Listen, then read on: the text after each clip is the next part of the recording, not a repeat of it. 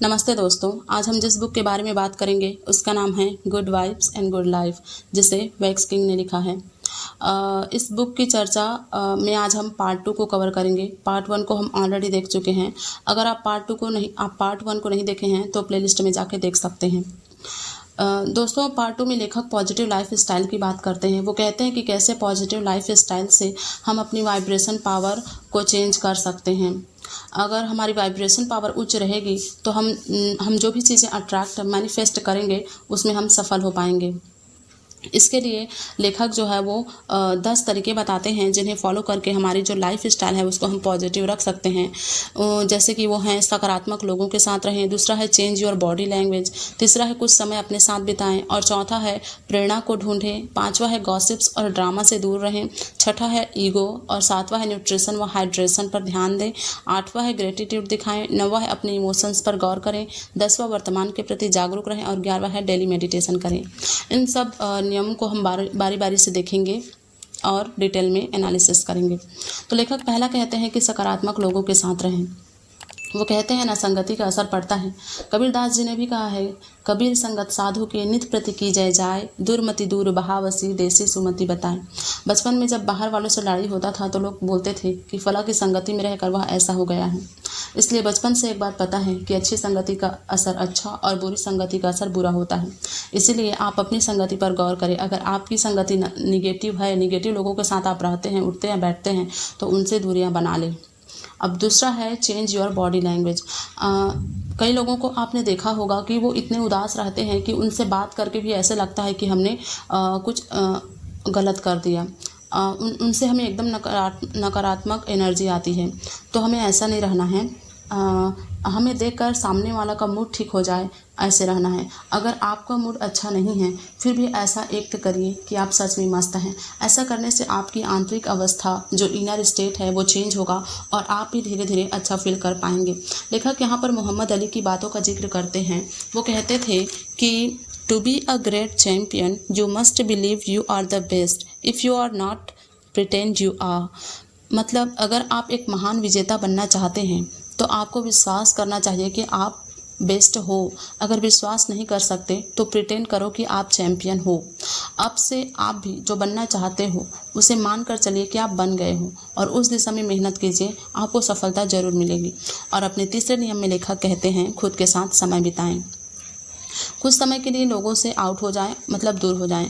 कभी कभी हमें अच्छा नहीं लगता रहता है, फिर भी हम खुद को ना चाहते हुए भी लोगों से दूर नहीं कर पाते। लेखक कहते हैं कि हमें कुछ समय एकांत में जाकर बिताना चाहिए, दुनियादारी से दूर, ताकि हमारा जो माइंड है वो रिफ्रेश हो सके और हम खुद को रिस्टार्ट कर सकें और हमारा जो माइंड है वो फ्रेश रहे। और चौथे नियम में लेखक कहते हैं फाइंड सम इंस्पिरेशन। दोस्तों, वॉरेन बफेट को तो आप जानते ही हैं। वॉरेन बफेट कहते हैं कि मेरी ज़िंदगी में द इंटेलिजेंट इन्वेस्टर ने बहुत बड़ा काम किया है। वो कहते हैं कि मेरी ज़िंदगी को इंटेलिजेंट इन्वेस्टर ने बदला है, द इंटेलिजेंट इन्वेस्टर ने।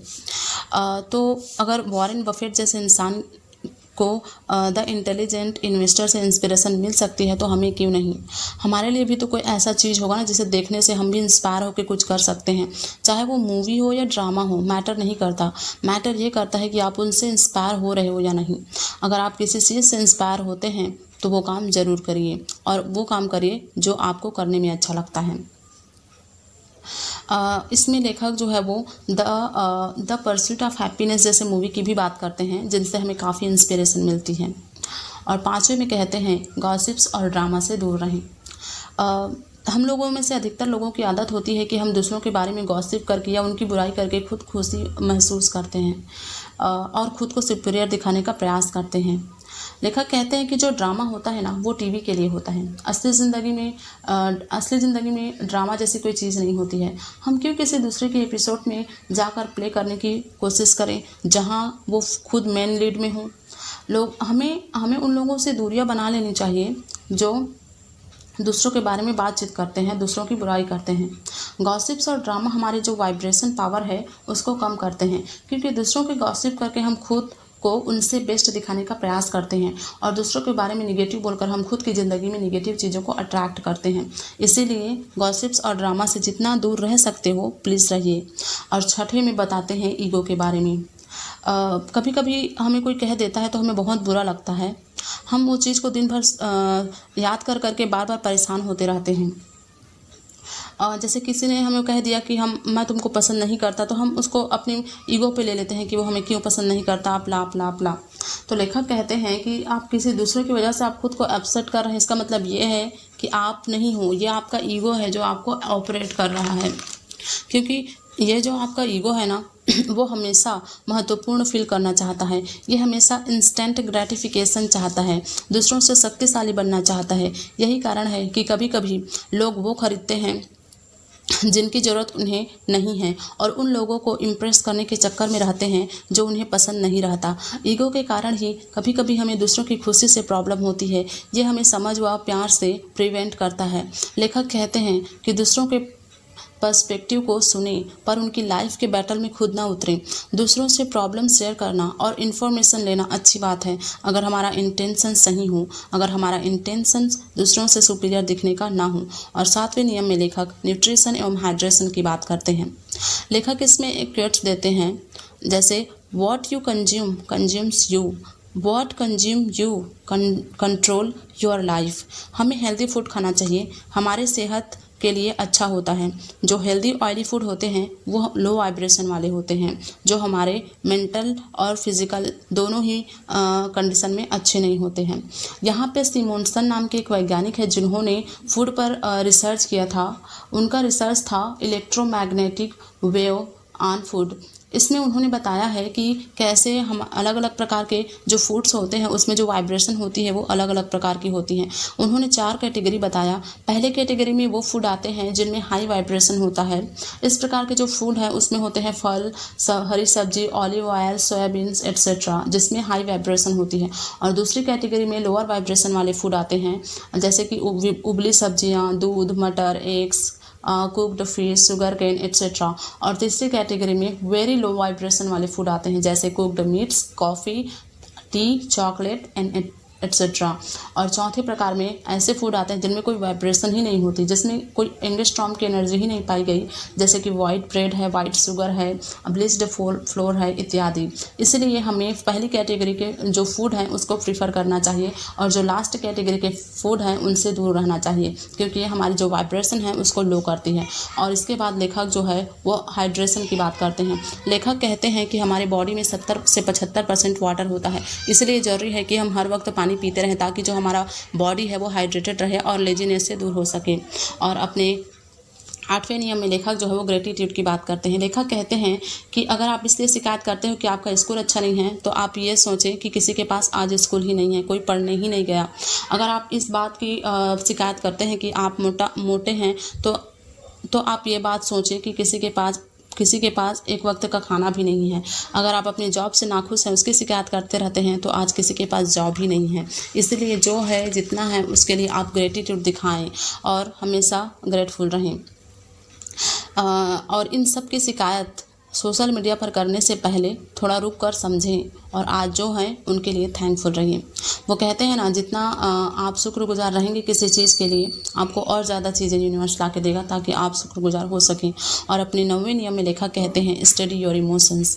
अगर आप लगातार आपके माइंड में आने वाली नकारात्मक चीज़ों को इग्नोर कर रहे हो तो इसका मतलब है कि आप अपने को पॉइजन कंडीशन में रखने का आदी बना रहे हो। अपने इमोशंस पर गौर करें। इसका मतलब ये नहीं है कि हम फोर्सफुली पॉजिटिव फील करें, बिल्कुल नहीं। अगर हम अपने निगेटिव थॉट्स पर गौर करेंगे तो हम उसे पॉजिटिव थॉट्स से एक्सचेंज कर सकते हैं। लेखक इसके कुछ तरीके बताए हैं जिनसे हम निगेटिव थॉट्स को पॉजिटिव थॉट्स में एक्सप्रेस कर सकते हैं। पहला है थॉट्स। हमें पहले देखना है कि हमारी जो थॉट्स आ रही है उसका इफेक्ट कैसा है, नकारात्मक है या सकारात्मक। दूसरा, उसको आइडेंटिफाई करना, मतलब ये जो थॉट्स है निगेटिव वो हमारे अंदर क्यों आ रहा है। जैसे अगर किसी दूसरे की वजह से आ रहा है तो हमें उसको अंडरस्टैंड करना है कि अगर दूसरे की वजह से आ रहा है, दूसरे की वजह से हम खुद को परेशान कर रहे हैं, ये बहुत गलत है। इसके बाद है हम उसको रिप्लेस कर दें। जैसे अगर हम अगली हैं और कोई दूसरा देख के हमें बुराई करता है इसलिए हम दुख हो रहे हैं तो ये तो गलत रीज़न है। हम जैसे भी हैं खुद से प्यार करें कि हम अच्छे हैं करके उसको इस तरह से हम रिप्लेस कर सकते हैं। और लास्ट है विजुअलाइजेशन। दोस्तों, कोई भी चीज़ 2 बार बनती है, एक माइंड में और दूसरा रियल में। जैसे कि कोई मिस्त्री है, वो अगर घर बनाना चाहता है तो उसका पहले वो नक्शा तैयार करता है, माइंड मैप करता है, इसके बाद उसको एक्चुअल में बनाता है। वैसे कि अगर हम कुछ चीज़ चाहते हैं तो उसको हम पहले विजुअलाइज़ करें कि वो चीज़ एक्चुअल में कैसी होगी, और फिर उसको एक्चुअल में हम बनाने में मदद, फिर वो चीज़ एक्चुअल में होगी पहले। इसलिए जो चाहते हैं बनना उसको आप विजुअलाइज़ करें। और 10वें नियम में लोग जो लेखक हैं वो अवेयरनेस ऑफ द प्रेजेंट की बात करते हैं, मतलब वर्तमान में जागरूक रहें। अगर आप अपना समय आने वाले मोमेंट में क्या होगा ये सोचकर गंवा रहे हैं तो इसका मतलब है कि आप आज जो कर सकते हैं उसको अवॉइड कर रहे हैं। आज के चक्कर में आप अपना कल के जो ग्रोथ है उसको भी रोक रहे हैं। वो कहते हैं ना, nothing is more valuable then present moment, क्योंकि ये जो मोमेंट है वो दोबारा नहीं मिलेगा। हम में से अधिकतर लोग मोबाइल में 24 आवर्स बिजी रहते हैं, हमारे पास अपनों के लिए टाइम नहीं रहता है।